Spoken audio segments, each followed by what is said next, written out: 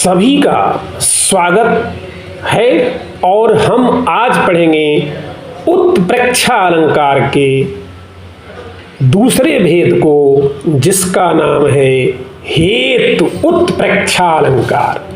हेतु प्लस उत्प्रेक्षा, हेतुत्प्रेक्षा अलंकार। अच्छा, इसकी परिभाषा क्या बनेगी? पहले आप इसकी परिभाषा देखें, फिर उसके बारे में विस्तार से हम चर्चा करेंगे। जहां अहेतु में अर्थात जो कारण न हो उसमें हेतु कारण की संभावना की जाए, वहां पर हेतु उत्प्रेक्षा अलंकार होता है। अच्छा, हेतु का मतलब आप जानते हैं, हेतु का मतलब होता है कारण। अच्छा, अहेतु नहीं कारण, अर्थात जहां कारण नहीं है, परिभाषा में ये साफ साफ, जहां अहेतु अर्थात जो कारण न हो उसमें हेतु कारण की संभावना की जाए।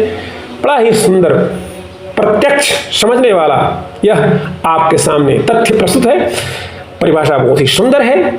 जहां अहेतु में अर्थात जो कारण न हो उसमें हेतु अर्थात कारण की संभावना की जाए, वहां पर हेतु उत्प्रेक्षा अलंकार होता है।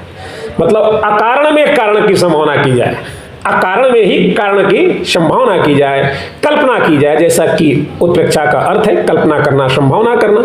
लेकिन आप ध्यान रखेंगे, उत्प्रेक्षावाचक शब्द इसमें भी आएंगे। उदाहरणों को देखें आप। उदाहरण नंबर 1 आपके सामने आ गया है, देखें। पावक मय ससी स्रवतन आगी, मानहु मोहि जानी हत भागी। माता सीता जी जब अशोक वाटिका में बैठी हैं और उनका वियोग परम सीमा पर पहुंच गया है, रावण उनको प्रताड़ित करके तमाम बातें कह करके चला जाता है, उसमें माता सीता जी चंद्रमा को देखती हैं, शशि, और उससे कहती हैं पावक में ससी स्रवतन आगी। चंद्रमा आग के समान है, वह हमें आग क्यों नहीं दे रहा है?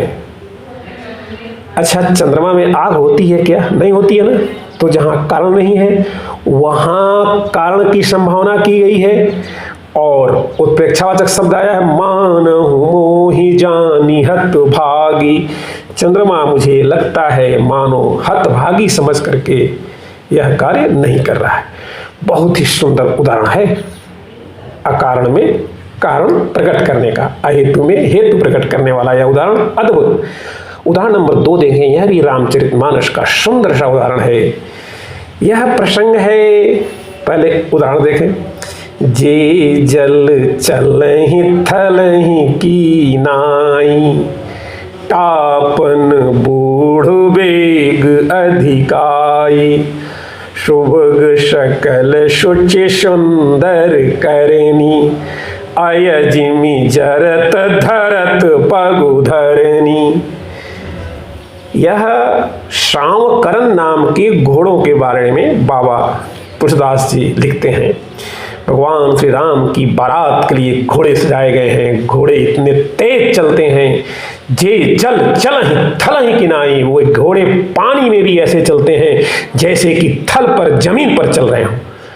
तो किसी ने प्रश्न किया कि आखिर जब पानी में चल रहे हैं तो वो डूबते क्यों नहीं है? तापन बूढ़ बेग अधिकाई।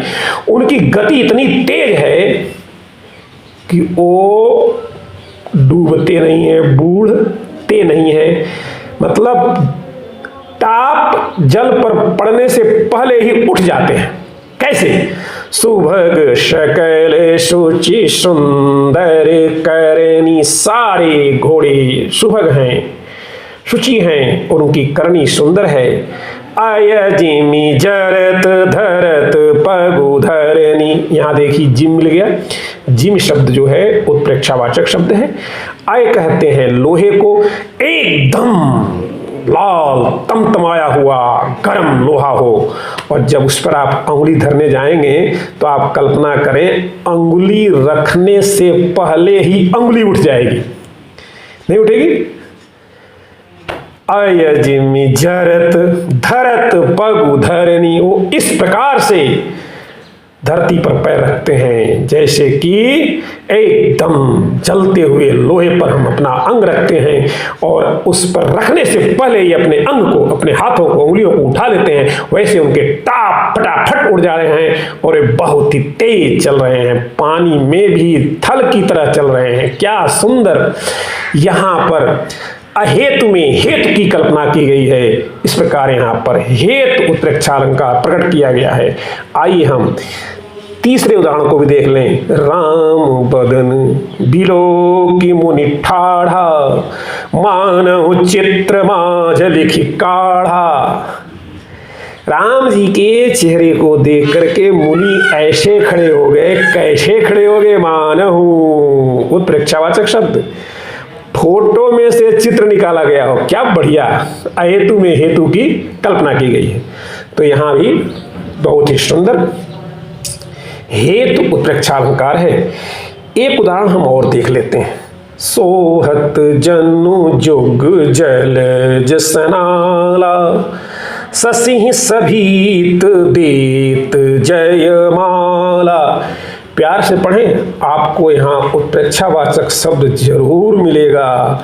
सोहत जनु जुग जलज शनाला, ससिह सभीत देत जयमाला।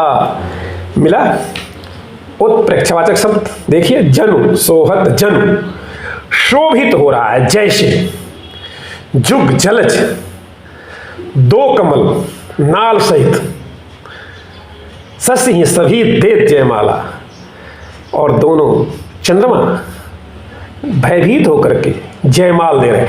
यह प्रसंग है माँ सीता और प्रभु श्री राम के जयमाल के संबंध का। तो कितनी सुंदर अहेतु में हेतु की कल्पना की गई है। लोगों के हाथों में कितना सुंदर कल्पना किया गया है, कवि ने किया है अहेतु में हेतु का, कि सोहत जन जुग जलज सनाला, शशि शबीत देत जयमाला। इस प्रकार यहाँ बहुत ही उत्तम ढंग से हेतु उत्प्रेक्षालंकार प्रकट किया गया है। आशा है आपको बिल्कुल साफ साफ समझ में आ गया होगा।